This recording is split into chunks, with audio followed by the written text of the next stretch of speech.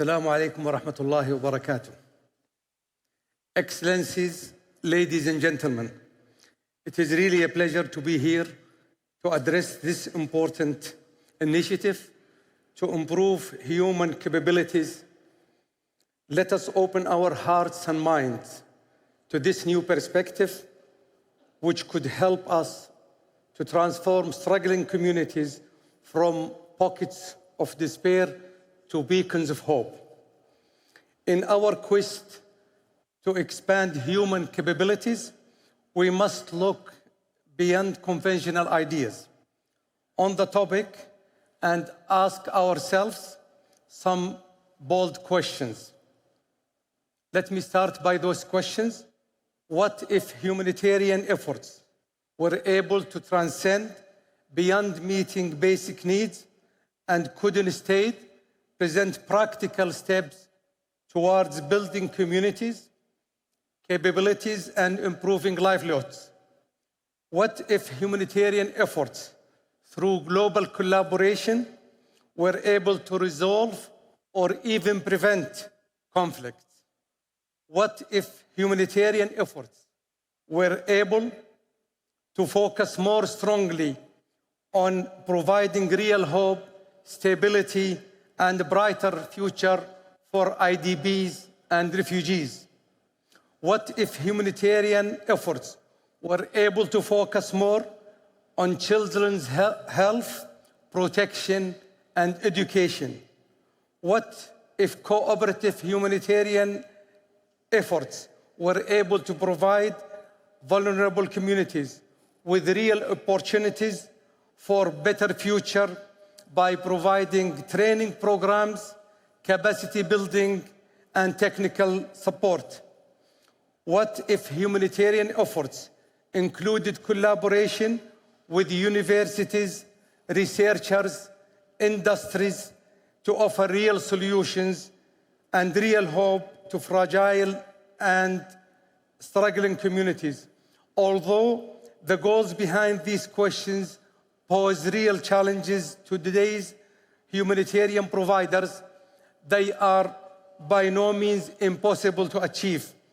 If we do not act urgently, however, global donor funding may not even be enough to cover urgent relief responses, let alone provide those in need with the chance to improve their lives and the lives of their families on the longer term. For those reasons and many others, King Salman Humanitarian Aid and Relief Center, thereby KS Relief, has worked tirelessly over the past 8 years with 175 valuable aid partners to maximize efforts to increase capabilities by implementing innovative solutions to improve community resilience. KS Relief and its partners have created opportunities and helped communities in need to move towards self-sufficiency and a brighter future.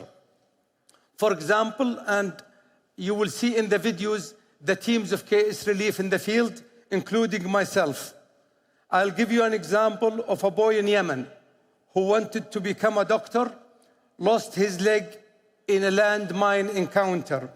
He can still hope to achieve his career goals, and thanks to KS Relief artificial limb and prosthetic centers which are located around the country, not only he can receive the physical and psychosocial services he needs, but also he can receive KS Relief educational programs, volunteer capacity building missions, can take him from a place of despair to a place of real hope and the ability to fulfill his dreams. Let me add 2 more stories. The story of a young girl called Asma, whose life was turned upside down by the ongoing conflict in Syria because she and her family were forced to flee their home. Asma education stopped completely, not only for a month or 2, but for 5 years. Asma loved to learn and was able to return to her education thanks to KS Relief UNESCO School in Saad Nile in Lebanon. Another example is, she was also able to make friends and was inspired by her teachers, and also was so happy to finally be able to return to the path of completing her education. Asma's guiding principle was that the desire to learn never stops, and if there is a will, there is a way.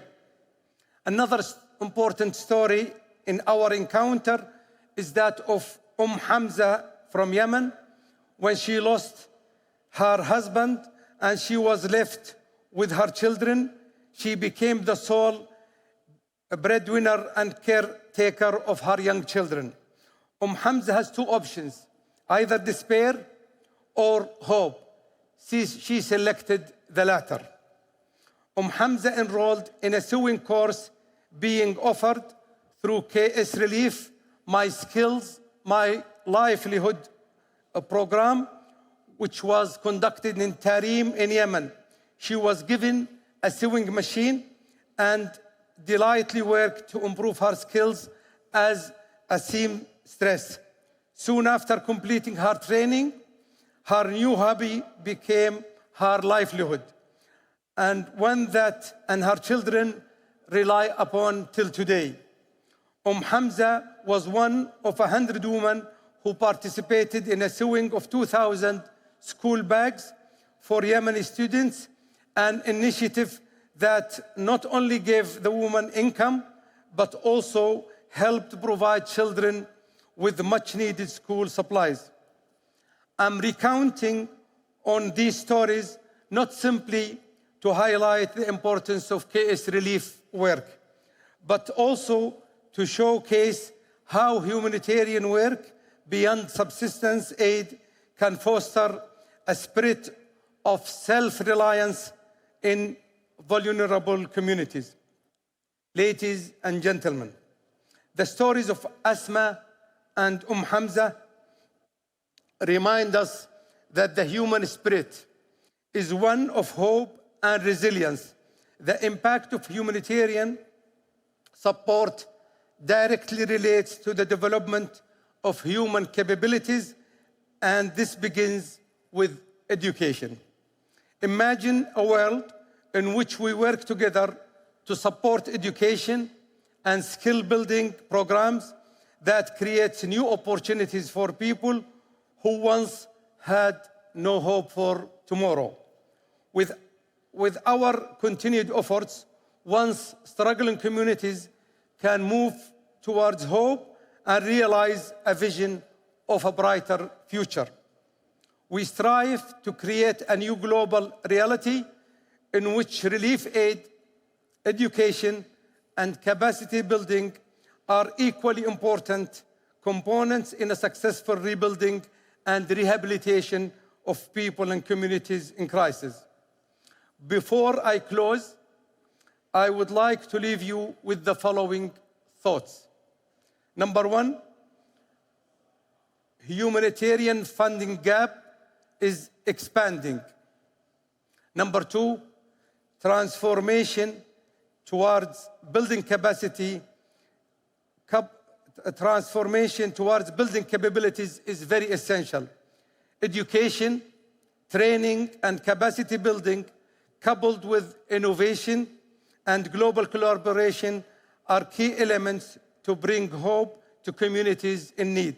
And lastly, I will call upon all universities, researchers, and industry to participate, to be creative, to bring a brighter future to those in crisis. Before I leave you, I will share with you this short video.